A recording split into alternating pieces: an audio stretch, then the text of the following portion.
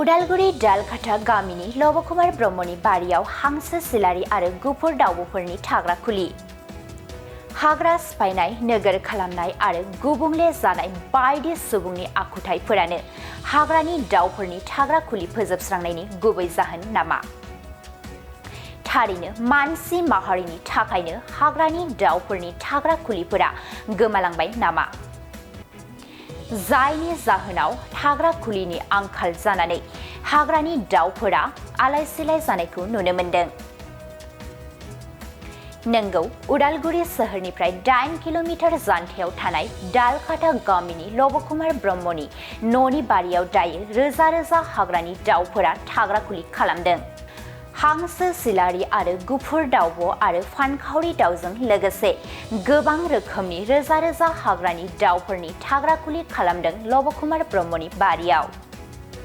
नखरनि बिगोमाया मिथिहोनाय बादिब्ला गावनि बारि बागाननि दंफां लाइफां गासैबो खहा जालांदों।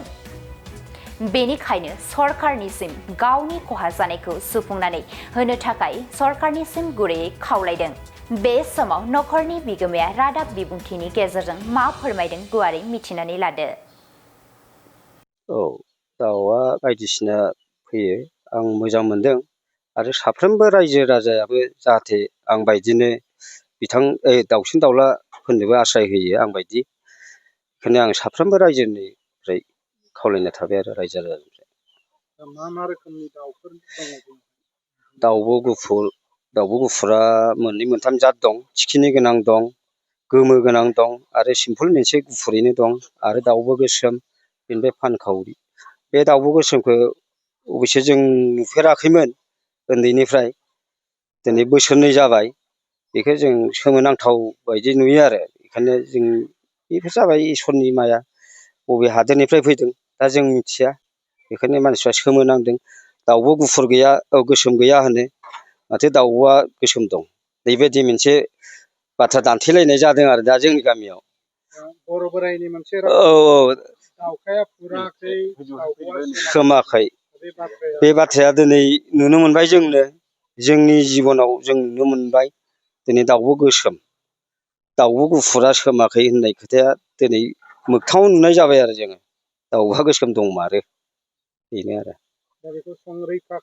संरैखाया बेनि बेलायाव आंथ' खालायो, नांगौखिनिखौ आं हाया। बेयाव सरखार दङ, हाग्रा बिफाननि, बिथांमोनहा एसे मदद होयोबा माबा मोनसे बिसोरखौ माबायदि संरैखा होगोन, बिनि थाखाय सरखारनावबो खावलायनाय थाबाय आरो।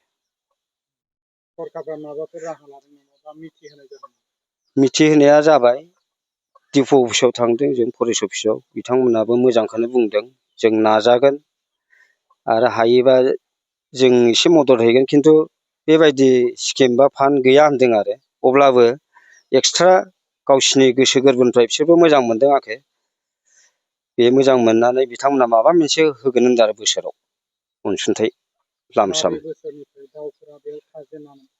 2020निफ्रायनो बुंनांगोन। गोबां बोसोर बारलांबाय। मानसिफ्रा गावनो बेखौथ' दा बुं, गावनो फैयो।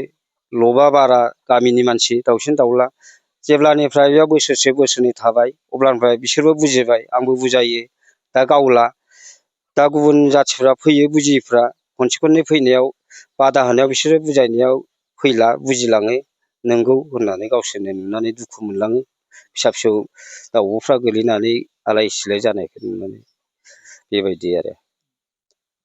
नोंथाङा सानो नामा सरकारा बेबायदि संरैखा खालामनो थाखाय माखासे आसनि लानांगौ? एक्सुवेलि फरेस्ट डिपार्टमेन्टआ दं हिसाबै मोसा मुफुरखौ जेरै लायो, मानसिखौ होखारलायनानैबो न' बां होखारनानै मोसा मुफुर थानो होननानै जेनेबा होखारो, थिग बेबायदिनो दाउसिन दाउलाखौबो थानो थाखाय जायगा होयो जेरै आं होदों। आरो बिथांमोना आरो बबेबाफोर नुदोंबा बेखौबो बबेबा थानो हानायनि स्कप होनांगौ सरकारा। आरो मोनसे खोथा, मोनामो, जोबोद मोनामो, खारो माब्लाबा, मानसिफ्रा गाज्रि बुंलाङो, दाउब'आ होखार, दाउब'आ होखार। आंथ' होखारनो हाया, मालाय मा खारनाव थाफैदों बिसोरसो मिथिगौ। अब्लाबो आं रायनायखौ रायनाय साना बे आंनि गोसो गोरबोआव दंसै। दा नोंथांनि उनाव सम्पति दंफां लाइफां गय बायदिसिना खहा जायो दंफां लाइफां खिफबजोबो जै खिफबनाया नांबाय दंफाङाबो देरनो रोङा थैलांनो हमो। औवायाथ' आरो फुरा मोन्दा जाजोबो बिजौ बायनानै खिफबजोबो गुफुर जाजोबो जै गुफुर जाबाय औवाया थैलाङो। बेयाव आरो औवाया थांनो हानायनि राहायानो गैया। बिसोरनि खिया माबा मोनसे बिस बायदि आरो हाजार हाजार दाउब' खिनाय सुनै बादि गुफुर जाजोबो। दा बेनि थाखाय नोंथाङा माबाफोर सहाय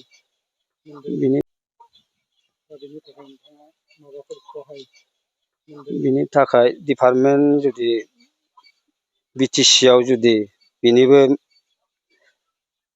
बिभाग दङब्ला दाउसिन दाउलानि नायग्रा EM बिथांमोना नायनांगौ, नायनानै सुलुग लाफैनांगौ जेन बिथाङा नंमारगौना नंमारा आरो नंगौब्ला मा राहा खालायनांगौ आरो खालायाबा बोरै थागोन दाउसिन दाउला नैबे सरखारनाव खावलायहरनाय थाबाय आरो।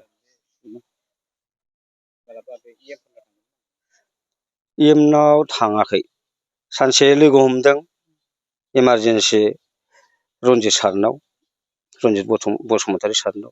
बिथाङा बुंदों दे आं सानसे मानसि थिनहरगोन। बिथाङा थिनहरदों इमिडियेटलि एकदम फरेस्टखौ थिनहरनानै फरेस्टआ फैदों नायफैदों नंमारगौ। बिनि आरो नेक्स्टआव ड्रन लानानै केमेरा खेबनानै आरो लांदों, लांनानै अफिसाव सावरायहैबाय। गावसोर डिपु सारदों, सावरायनानै डिपुनावबो जों लोगो हमहैबाय। डिपु साराबो मोजांखौनो बुंदों जागोन माबा मोनसे बेबायदि आसा होदों आरो। अदालगुरि जिल्लानि रायजोफोरनि थाखाय मोनसे गोजोनथाव रादाब। हादरनि मोनसे मुंदांखा कम्पानि फार्स्ट क्राइआ दायो अदालगुरियावबो दंसै।